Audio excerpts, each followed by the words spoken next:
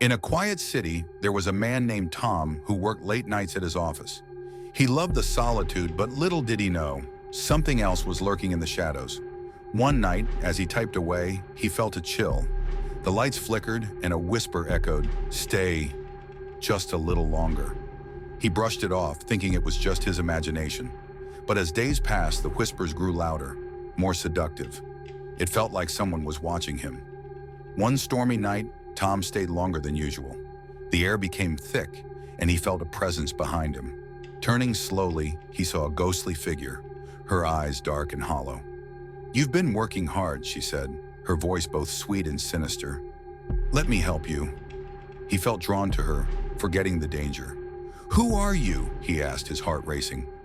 "I am the Midnight Caller," she replied, a chilling smile spreading across her face, "and I need a companion."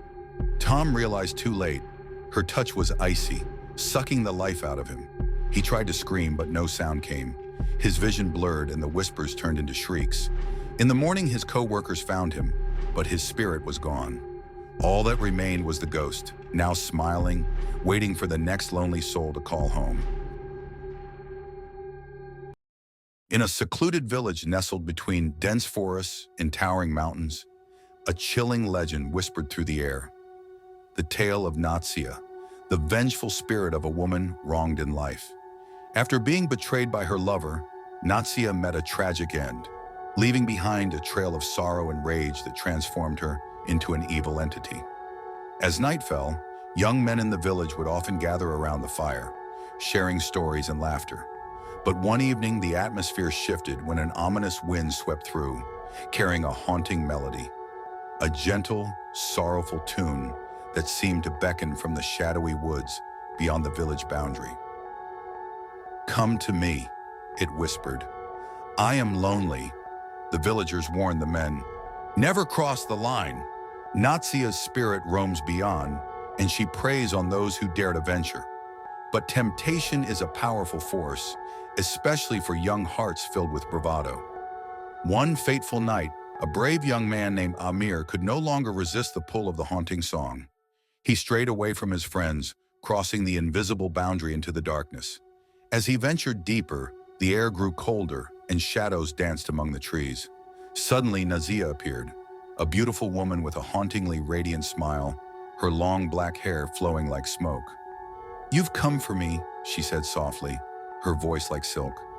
"Let me show you my world." Amir was entranced, oblivious to the danger lurking in her enchanting gaze. As they wandered deeper into the woods, Natsia led him to an ancient tree, its gnarled roots twisted like fingers, grasping at the earth. "Here, we can be together forever," she whispered seductively. But as Amir reached out, he felt an icy grip around his heart. The air thickened, and the shadows began to close in.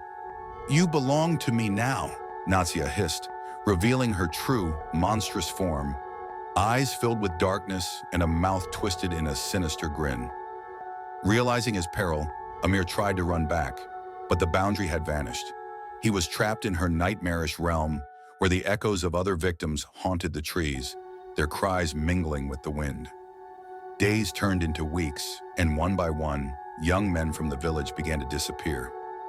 Their families searched desperately, but the forest held its secrets close. The villagers spoke of the boundary of death, a line that kept them safe but also trapped their loved ones in eternal darkness.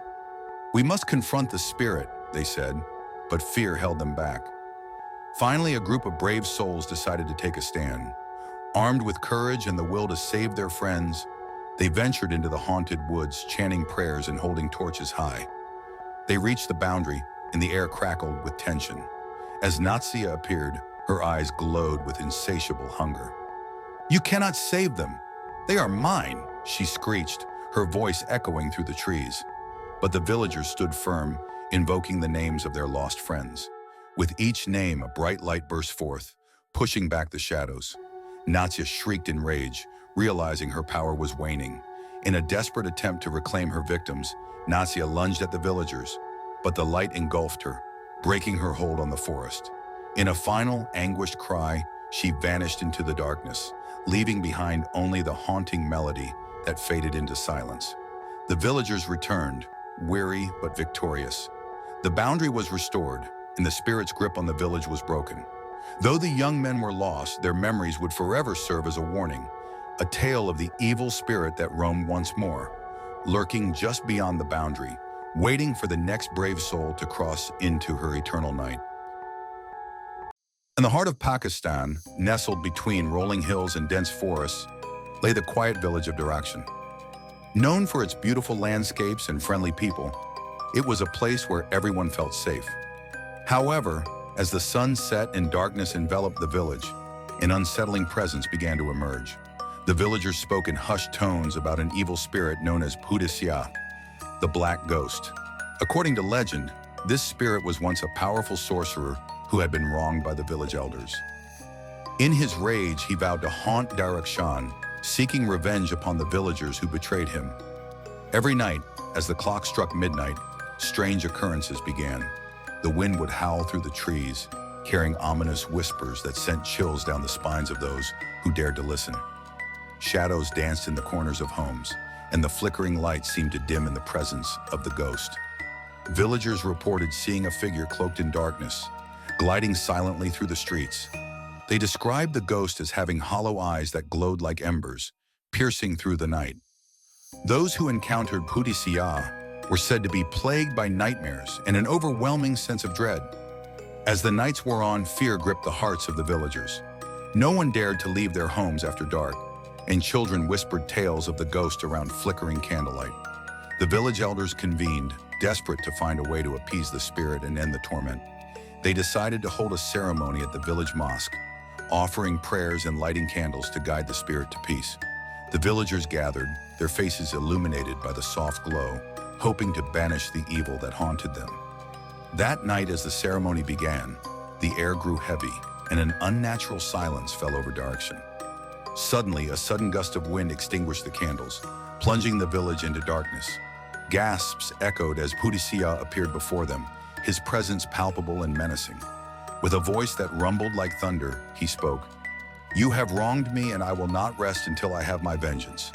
The villagers trembled, but one brave soul stepped forward, a young woman named Amina, known for her kind heart. "Great Spirit, we do not wish to harm you," Amina pleaded. "We seek to understand your pain. Please tell us how we can help you find peace." For a moment, the spirit hesitated, his fiery gaze softening. He revealed his tragic past, the betrayal that had led him to darkness. With compassion, Amina promised the villagers would honor his memory and restore his name. Moved by her sincerity, Pudisiya's anger began to fade. He agreed to leave the village, but only if they would remember him not as a monster, but as a man wronged.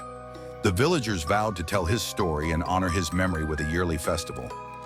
As dawn broke, the spirit faded away, leaving behind a gentle breeze that whispered through the trees. The village of Darakhshan was forever changed, not only by the haunting, but by the lesson of compassion and understanding. From that day on, the villagers celebrated the Festival of Remembrance, honoring Pudisiya, the spirit who once haunted them. They learned that even the darkest of souls could find peace with a little kindness and understanding. And so, the village thrived, their hearts filled with hope and the spirit of unity, forever free from the shadows of the past.